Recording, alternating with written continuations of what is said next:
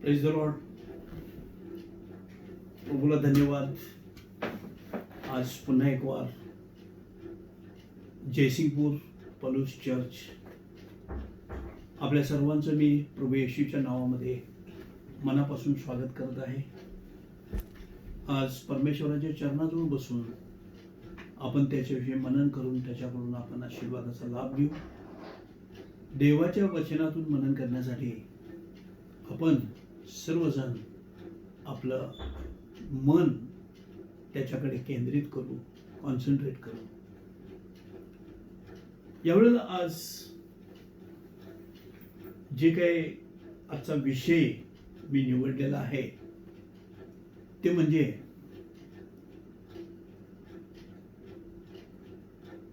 सैतानाचं राज्य कशा प्रकारे मनुष्याच्या जीवनामध्ये ते कार्य करतं आणि परमेश्वर त्याच्या मुलांची, त्याच्या लेकरांची कशा प्रकारे काळजी घेतो आणि त्याची सत्यता आपण समजून घेणं गरजेचं आहे. मी मागील दिवसांमध्ये बऱ्याच वेगवेगळ्या विषयावर आपल्याशी संभाषण केलेलं आहे. मृत्यूबद्दलचं सत्य, जीवनाबद्दलचं सत्य, देवाबद्दलचं सत्य. आज आपण सैतानाबद्दलचं सत्य आपण बघूया. बऱ्याच वेळेला मनुष्याची सैतानाबद्दलच्या विचाराची जी धारणा आहे ती चुकीची असते. तो जसं काय भीती दाखवत येतो, अकराळ विकराळ रूप करून येतो आणि दहशत निर्माण करतो. परंतु आज आपण पवित्र शास्त्रातून त्यावर आपण मनन करणार आहोत. एक शास्त्र भाग मी आपल्यासाठी निवडलेला आहे. एहेजकेल याचा 28वा अध्याय.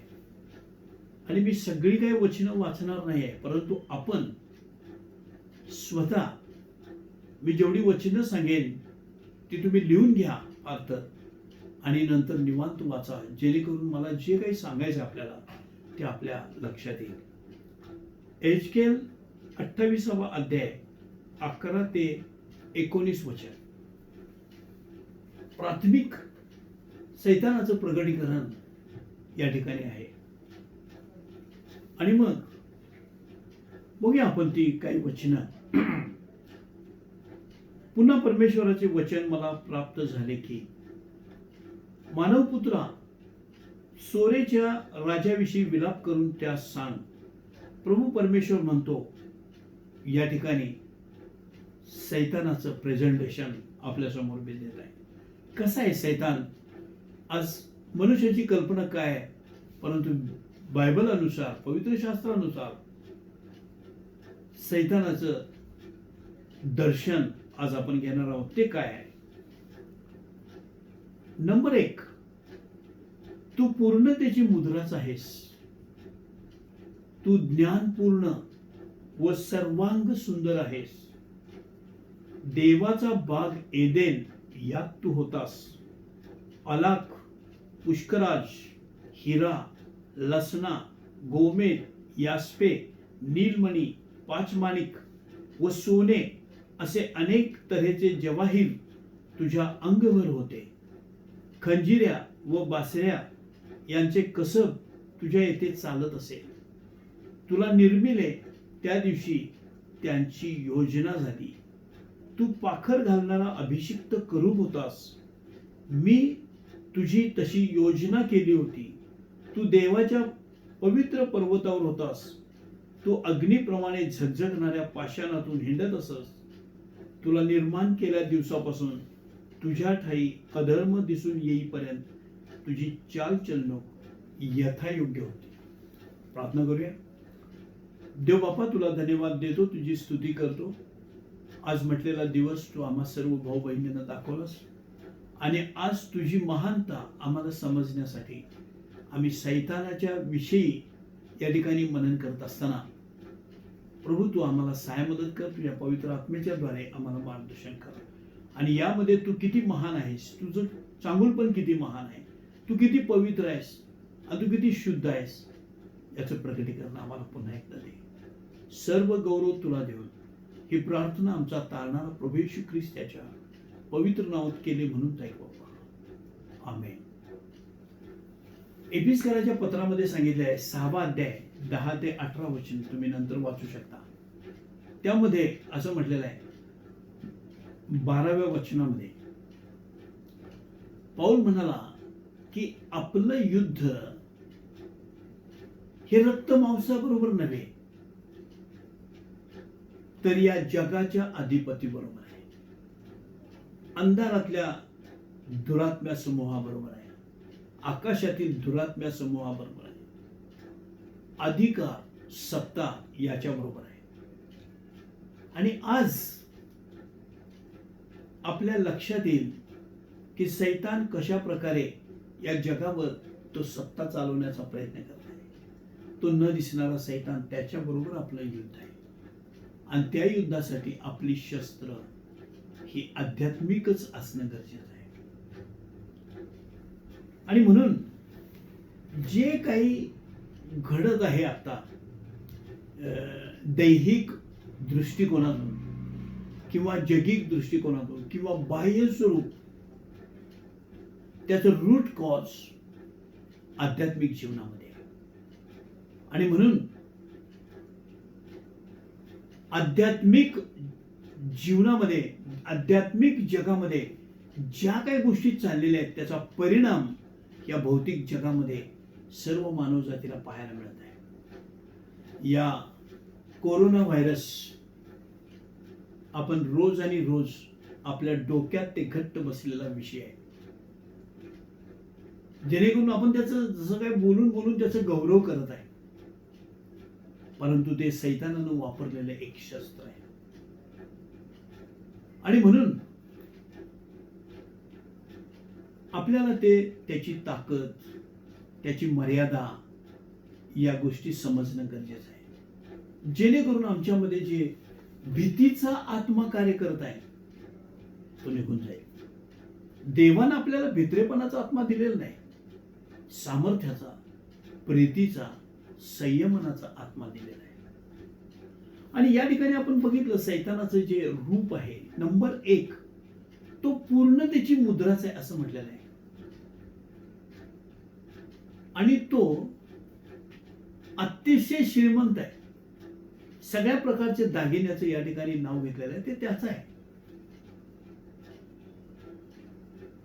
असं म्हटलेलं आहे कोणीतरी की पैसेवाला विद्रूप मनुष्य हा त्याच्याकडे पैसा असल्यामुळे तो खूप सुंदर दिसतो. अशा प्रकारे सैतानाचं रूप आहे. सैतान खूप सुंदर आहे कारण त्याच्याकडे सगळं पैसा आहे, सत्ता आहे. आणि पुढे म्हटलेलं आहे की तू ज्ञानपूर्ण व सर्वांग सुंदर आहेस. आज जगामध्ये आपण बघत आहे की येशू म्हणाला लूक शुभवर्तमानमध्ये 16व्या अध्यायामध्ये या जगातले लोक आपल्यासारख्या प्रकाशाच्या लोकांपेक्षा खूप शहाणे आहेत. हे शहाणपण हे सैतानाकडून आलेलं आहे. पूर्णतेची मुद्रा आहे, श्रीमंत आहे, तो ज्ञानपूर्ण आणि सर्वांग सुंदर आहे. लोक त्याला नमन करतात आणि जे नमन करतात ते त्यांच्यासारखंच म्हणतात. आणि मग पुढे म्हटलेलं आहे की तुला निर्माण केल्या दिवसापासून तुझ्या ठाई अधर्म दिसून येईपर्यंत तुझी चाल चल्लूक यथायोग्य होती. म्हणजे तो मुळात काय वाईट नव्हता. जेव्हा त्याच्यामध्ये गर्व आला, जेव्हा त्याची चाल चल्लूक बिघडली, तेव्हा त्याला आकाशातून खाली टाकलं आणि त्याला राहण्यासाठी घर पाहिजे होतं. तो एक आत्मा होता. आणि म्हणून एक मनुष्य जो देवाचा कन्सेप्ट होता तो सैतानाने एकच मनुष्य कन्सेप्ट वापरला आणि तो आदामाच्या आत जाऊन बसून या संपूर्ण जगावर तो राज्य करतो. आज जर सैतानाला बघायचं असेल आपल्याला, तर आपण कोणत्याही ठिकाणी गेलो जिथं जीवनावश्यक गरज आहे, मी सगळ्या गोष्टी फोडून सांगणार नाही, तुम्हाला समजेल की त्या ठिकाणी तुमची प्राथमिक सैतानाबरोबर भेट होईल.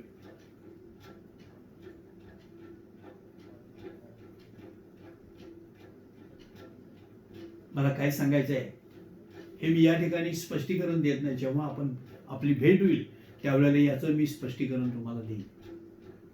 परंतु जी जी महत्वाची ठिकाणं आहेत ती सैतानाने घेऊन बसलेलं आहे आणि म्हणून त्याच्याविषयीचं सत्य आम्हाला समजणं गरजेचं. दुसरे कोरिंथियस पत्र याचा 4 अध्याय आणि 16 ते 18 या अशा परिस्थितीमध्ये मनुष्याचं कर्तव्य काय, तर ते असं या ठिकाणी आपण वाचूया. दुसरे कोरिंथियस पत्र 4 अध्याय 16 ते 18 वचन. म्हणून आम्ही धैर्य सोडित नाही, परंतु जरी आमचा बाह्य देह क्षय पावत आहे तरी आमचा अंतरात्मा दिवसानुदिवस नवा होत आहे. कारण आम्हावर येणारे तात्कालिक व हलके संकट हे आम्हासाठी अत्यंत मोठ्या प्रमाणात सार्वकालिक गौरवाचा भार उत्पन्न करते. आम्ही दृश्य गोष्टींकडे नाही तर अदृश्य गोष्टींकडे लक्ष लावतो, कारण दृश्य गोष्टी क्षणिक आहेत पण अदृश्य गोष्टी सार्वकालिक आहेत. काय आहे दृश्य आणि अदृश्य? एक वचन वाचू आपण. इब्री लोकास पत्र 11 अध्याय आणि याचं 3रं वचन. या ठिकाणी काय म्हटलं बघूया. विश्वासाने आपल्याला कळते की देवाच्या शब्दाने विश्वाची रचना झाली, अशी की जे दिसते ते दृश्य वस्तूपासून झाले नाही. याचा अर्थ असा की विश्वाची रचना देवाने त्याच्या शब्दाने निर्माण केली. आकाश हो आकाश झाले, पृथ्वी हो पृथ्वी हो, सूर्य हो सूर्य झाला, चंद्र चंद्र हो. आणि मग हे जे काही संपूर्ण निर्माण झालेलं विश्व आहे हे दृश्य वस्तूपासून नव्हे, तर या ठिकाणी म्हटल्याप्रमाणे अदृश्य वस्तूपासून नव्हे. अदृश्य काय? जसं पाऊल म्हणाला दुसरे कोरिंथियस पत्र 4 अध्याय 18 वचनामध्ये, आम्ही दृश्य गोष्टींकडे लक्ष लावत नाही तर अदृश्य गोष्टींकडे लक्ष लावतो, कारण अदृश्य गोष्टी सार्वकालिक आहेत आणि दृश्य गोष्टी क्षणिक आहेत. जे पण आज आम्ही पाहत आहोत हे सगळं एक दिवस नाश होणार. दृश्य गोष्टी क्षणिक आहेत. माझं स्वतःचं म्हणणं असं आहे, आम्ही या जगात कशावरच विश्वास ठेवू शकत नाही.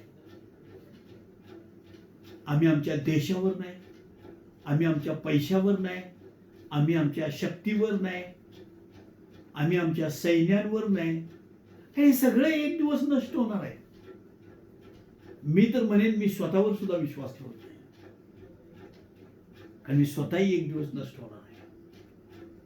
परंतु अदृश्य गोष्टी सार्वकालिक आहेत आणि तो आकाश आणि पृथ्वीचा निर्माण करता देव आहे. सैतान देखील दृश्य आहे. मी त्याचं दाखवतो तुम्हाला सैतान कसा दिसतो ते मगाशी सांगितल्याप्रमाणे. आणि म्हणून आमची दृष्टी ही अदृश्य गोष्टीकडे पाहिजे. आम्ही विश्वासानं चाललं पाहिजे, आणि या ठिकाणी म्हटलेलं आहे विश्वासानं देवानं शब्दाने विश्व निर्माण केलं. आणि आम्ही या जगामध्ये चालत असताना डोळ्याला दिसते त्याप्रमाणे नाही चालायचं, आम्ही विश्वासानं चालायचं की देव आमच्या बरोबर आहे. कसं समजायचे? आम्ही पवित्र शास्त्र खूप खूप सखोल आम्हाला प्रगट करतो. उदाहरणार्थ दुसरे राजे याचे एक वचन मी तुम्हाला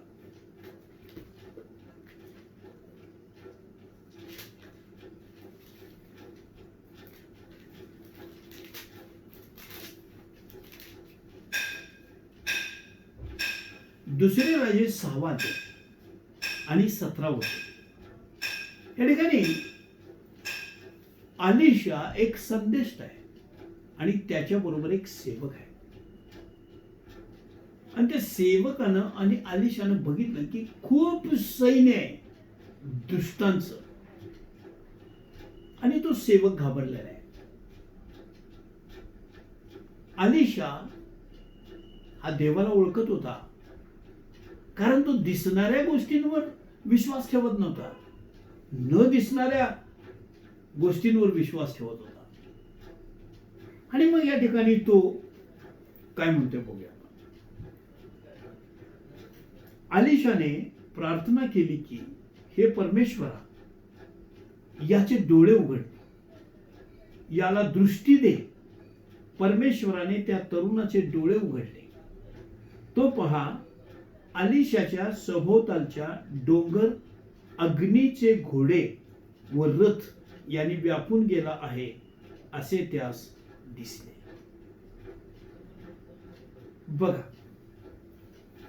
अग्नीचे घोडे आणि रथ याला दृष्टी उघडल्यानंतर याला दिसलं सेवकाला, पण तोपर्यंत दिसत नव्हतं. एक म्हण आहे, people have eyes but there is no sight. म्हणजे लोकांना डोळे आहेत पण लोकांना दृष्टी नाही त्या सीनकडे बघण्याची. अलिशा घाबरला नाही. तो सेवक त्याचा म्हणला भरपूर सैन्य आहे, आपण आता नाश होणार. पण अलिशाने प्रार्थना केली, देवा याचे डोळे उघड. आणि याला आध्यात्मिक नेत्र उघडले. तेव्हा दिसलं की अग्नीचे रथ आणि घोडे त्या ठिकाणी डोंगरभर पसरलेले आहेत आणि ते देवाच्या बाजूने आहेत. ते त्या सैन्यालाही दिसत नाहीत, कुणालाही दिसत नाहीत, पण अलिशाला ती दृष्टी होती. आज जगामध्ये कोरोना व्हायरसनं स्वतःला एक प्रेझेंटेशन केलेलं आहे. लोक त्या न दिसणाऱ्या त्या कोरोनाकडे बघत आहेत. तो जंतू असा आहे, मग तो जिवंत नाही आहे, आणि मग तो असा एका ठिकाणी असला तर तो कितीतरी वेळ राहतो, आणि तो व्हायरस असा पसरलेला आहे की लोक त्याच्याविषयी म्हणत आहेत की ते आता घराघरामध्ये पसरेल. अरे, अमिताभ बच्चनला सोडलं नाही, मग आम्हाला काय सोडणार आहे, त्यामुळे आम्ही पण घाबरून जातो. ह्या अशा प्रकारची आम्ही धारणा करून घेतो. या सगळ्या दिसणाऱ्या गोष्टी आहेत. परंतु पौल म्हणाला, आम्ही दृश्य गोष्टींकडे नाही तर अदृश्य गोष्टीकडे लक्ष लावतो, कारण अदृश्य गोष्टी सार्वकालिक आहेत, दृश्य गोष्टी क्षणिक आहेत. आणि माझं उत्तेजन आहे तुम्हाला की घाबरून तुम्ही गोंधळून जाऊ नये, कारण देव त्याच्या लोकांची काळजी घेतो. जो येशू ख्रिस्तावर विश्वास ठेवतो त्यांना देवाची मुलं होण्याचा अधिकार दिलेला आहे. आणि त्याकडे आपण पाहू, येशूकडे आपण पाहू, ज्यानं तुमच्या आणि माझ्यासाठी स्वतःचा प्राण दिला. काय तो त्याच्याकडे असणार सगळं काही देणार नाही का आपल्याला? हे शरीर नाशवंत आहे, याची काळजी करू नका. येशू म्हणाला, शरीराचा घात करतात त्यांना भिवू नका, नरकात टाकायचा ज्याला अधिकार आहे त्याला घाबरा. अरे, मरण तर काय, आपण एक दिवस मरणार आहे, जन्माला आलोय तर. मग ते कोरोना असेल ना तर आणि काय असेल, पण हे तत्व आम्ही समजून घेणं गरजेचं आहे की आम्ही ह्या दृश्य गोष्टींकडे कधीही लक्ष लावलं नाही पाहिजे. आमचं नागरिकत्व स्वर्गात आहे, इथलं नाही. आमचं पॅन कार्ड, आधार कार्ड सगळं स्वर्गामधलं नोंद आहे. इथं आम्हाला ठेवलेलं आहे काही काळासाठी. काय तर देवाचा हेतू आहे, काय तर योजना आहे की त्याचं राज्य या पृथ्वीवर आणण्यासाठी त्यानं तुम्हाला आणि मला ठेवलं. आणि म्हणून आपण प्रार्थना करतो की तुझे राज्य हो, जसे स्वर्गात तसे पृथ्वीवर. प्रियानो, एचकेल 28वा अध्याय, त्यामध्ये सैतानानं स्वतःला प्रगट केलेला तो कसा आहे. या जगातली सगळी संपत्ती ज्याच्याकडे असेल तो श्रीमंत नाही आहे.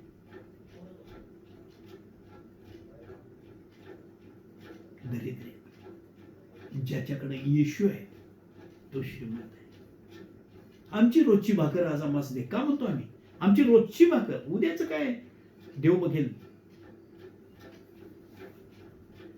परंतु हे जे आमचं स्ट्रगल चालू आहे या दिवसांमध्ये, जे काही युद्ध चालू आहे, ते युद्ध रक्त मांसाबरोबर नाही, तर सत्ता बरोबर, या जगाच्या अधिपती बरोबर, या काळोखातील अंधकारमय शक्तीबद्दल, आकाशातील दुरात्म्या समूहाबरोबर. आणि ते युद्ध पाऊल म्हणाला की 3 स्वर्ग आहेत. दुसरे करीत 12 अध्याय दुसऱ्या वचनामध्ये सांगितलेलं आहे 3 स्वर्ग आहेत. एक स्वर्ग आपण जे राहतो तो, दुसरा स्वर्ग जे अंतराळ दिसतं आपल्याला, तारे सूर्य चंद्र हे दिसतं ते, तिसरा स्वर्ग ज्या ठिकाणी परमेश्वराचं राहण्याचं ठिकाण आहे. आणि या आकाशातील दुरात्म्य समूहाबरोबर युद्ध चालू आहे. कदाचित तुम्हाला दिसत नाही, पण अलिशानं बघितलं त्याप्रमाणे आपण देखील बघायला पाहिजे की काय चालू आहे ते आध्यात्मिक जीवनामध्ये, त्याचा पुरावा शास्त्रामध्ये आहे.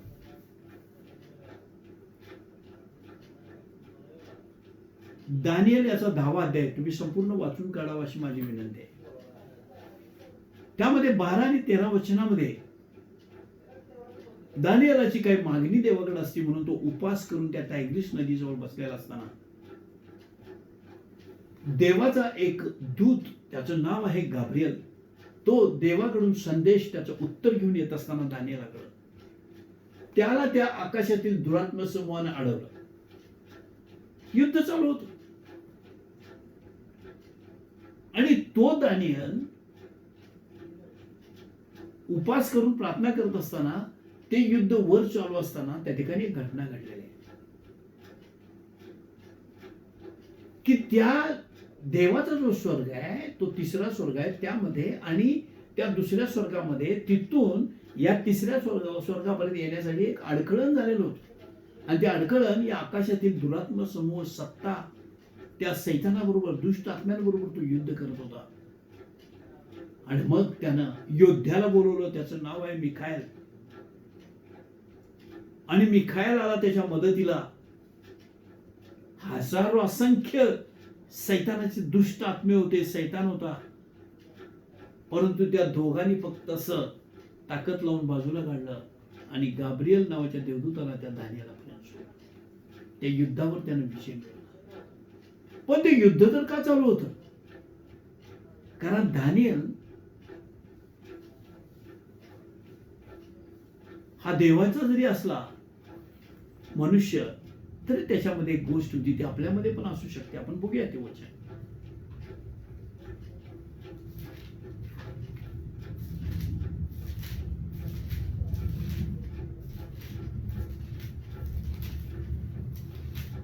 या ठिकाणी असं म्हटलेलं आहे, तो मला म्हणाला, देवदूत म्हणतो दानिएलाला, तो मला म्हणाला, दानिएला भिवू नको, कारण ज्या दिवशी तू समज घेण्याचा व आपल्या देवापुढे नम्र होण्याचा निश्चय केला, त्याच दिवशी तुझे शब्द ऐकण्यात आले, त्या तुझ्या शब्दावरून मी आलो आहे. दानिएल जरी देवाचा सेवक असला, तरी या ठिकाणी उपास जरी केला असला, तरी या ठिकाणी तो देवासमोर नम्र झालेला नव्हता. तो देवासमोर देवाच्या बाबतीमध्ये समज घेण्याचा त्यानं निश्चय केला नव्हता. या ठिकाणी तो देवदूत म्हणतो की ज्या दिवशी तू समज घेण्याचा निश्चय केला आणि देवासमोर नम्र होण्याचा निर्णय केला, त्याच दिवशी तुझे शब्द ऐकले आणि देवानं हा निरोप घेऊन तुझ्याकडे पाठवलेला आहे. या शेवटच्या दिवसामध्ये काय होणार आहे याचं गुपित घेऊन तो गाब्रिएल त्याच्याकडे आलेला होता. कदाचित हा कोरोना आहे का? त्या शेवटच्या अंतीच्या दिवसामध्ये काय होणार आहे आणि अगोदरच सांगून ठेवलेलं आहे की दृश्य गोष्टींची भीती बाळगू नका. आणि देवानं सर्व विश्व निर्माण केलेलं आहे ते त्याच्या विश्वासाने, ते दृश्य वस्तूपासून नाही तर अदृश्य वस्तूपासून बनवलेलं हे सगळं आहे. आणि सैतान हा निर्माता नाही आहे, तो स्वतः निर्माण झालेला आहे. आकाश आणि पृथ्वीचा देव हा निर्माता आहे आणि त्याची तुम्ही आणि आम्ही लेकरं आहोत. आणि म्हणून कोणत्याही गोष्टीला न घाबरता, न डळमळता, कोणत्याही प्रकारची भीती न बाळगता आपण न दिसणाऱ्या गोष्टीवर विश्वास ठेवू आणि तो देव आहे. आणि आपण विश्वासाने आपल्या जीवनामध्ये चालण्याचा प्रयत्न करूया. देवानं स्वतःचं प्रेम प्रगट केलं. देवानं तुम्हाला आणि मला आय लव्ह यू म्हटलं, फक्त शब्दाने नाही. त्यानं आपला एकुलता एक पुत्र पाठवला 2000 वर्षापूर्वी आणि वधस्तंभावर तो मारला गेला तुमच्या आणि माझ्या पातकासाठी. त्याला पुरण्यात आलं आणि तिसऱ्या दिवशी तो मेलेलातून उठला. 40 दिवस तो लोकांना भेटला आणि तसाच वर घेतला गेला. तो पुन्हा येणार आहे. या गोष्टीवर आपण विश्वास ठेवूया. मी खात्रीनं सांगतो, देवाच्या प्रीतीपुढे जे मनुष्यावर केलेली प्रीती, जी तुमच्यावर आणि माझ्यावर केलेली प्रीती, कोणतीही सृष्ट वस्तू काय करू शकत नाही. रोमकराच्या पत्रामध्ये 8वा अध्याय आणि 34 ते 39 वचनामध्ये म्हटलेलं आहे की मरी असू दे, वादळ असू दे, उंची खोली असू दे, देवाच्या प्रीतीपासून आपल्याला विभक्त करण्यास कोणीही समर्थ होणार नाही. आणि म्हणून त्या गोष्टीवर आपण विश्वास ठेवू. सैतान कसा आहे हे एकदा आपल्याला समजलं तर आपल्याला घाबरण्याचं काही कारण नाही. सैतान एक निर्मिती आहे आणि तो फक्त आपल्याला टिवल्या करू शकतो. आजाराच्या द्वारे, गरिबीच्या द्वारे, फ्रस्ट्रेशनच्या द्वारे, डिप्रेशनच्या द्वारे. आणि म्हणून आपली जबाबदारी आहे की आपण न दिसणाऱ्या गोष्टीवर म्हणजेच देवावर विश्वास ठेवून आपण या जगामध्ये आपल्या जीवनाची वाटचाल करणं गरजेचं आहे. येशू आपल्या बरोबर आहे, पवित्र आत्मा देव आपल्या बरोबर आहे.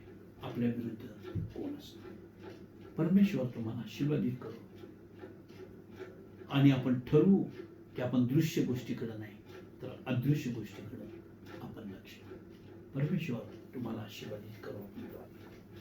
देव बापा, तुला धन्यवाद देतो, तुझी स्तुती करतो आज म्हटलेल्या दिवसासाठी, जो तू आम्हामध्ये उपस्थित राहून तू आमची भेट घेतलीस आणि तुझ्या मनामध्ये असणारे संकल्प आज तू विदित केलेस. म्हणून आम्ही तुझे आभार मानतो आणि आम्ही आजपासून प्रभू आम्ही कोणत्याही गोष्टीला, कोणत्याही परिस्थितीला न घाबरता आम्ही तुझ्यावर विश्वास ठेवून आमचं जीवन व्यतीत करण्यासाठी तू आम्हाला सांग आणि या मंडळांना तू आशीर्वादित कर. सर्व गौरव तुला देऊ. प्रार्थना येशूच्या नावात केली म्हणून ऐकू. आमेन. हे आमच्या स्वर्गातील बापा, तुझे नाम पवित्र मानले जाऊ.